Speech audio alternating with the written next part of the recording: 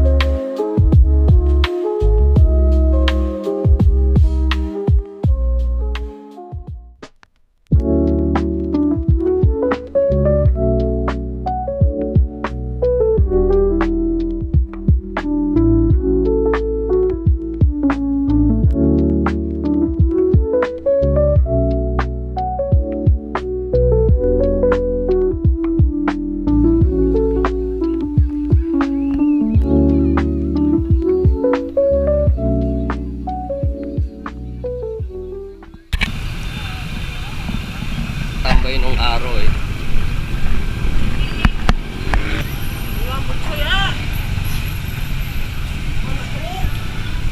Araw dyan ako umuupo sa gitna. Yan, kumakanta-kanta ako dyan sa gitna nung araw. Wala na yung mga upuan dito sa gilid eh. Laki yung buhay ko nung araw. Tsaka dito ako unang nagtrabaho sa Jollibee. Dito ako unang nagtrabaho. So papasyalan, papasukin natin. Yan yung pinakakauna-unahan kong work dito sa Karkarsig.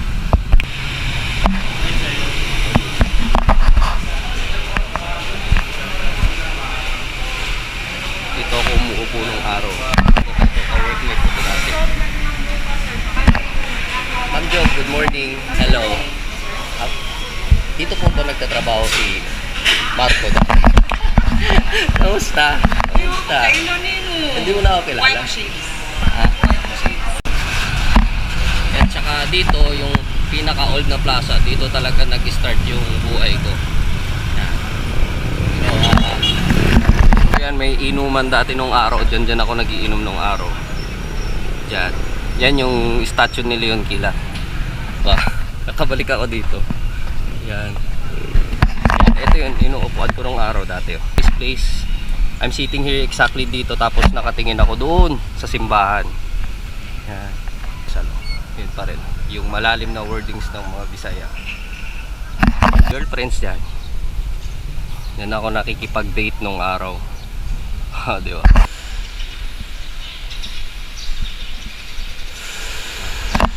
So makikita ninyo yung mga pader. May mga nicho yan. Ayan. 44 years old. Ano to? Ito yung date na na na-expire siya.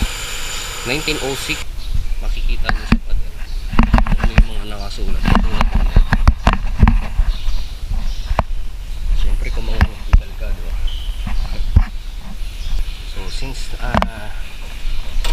May 1915 siya na-expire. 78 years old mo, 1913 siya na-expire.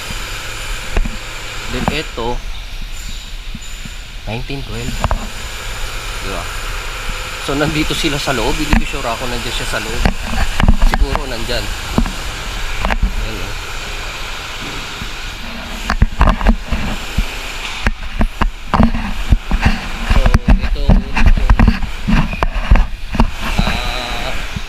I think pangalawang pasok ko since 2007 or 8.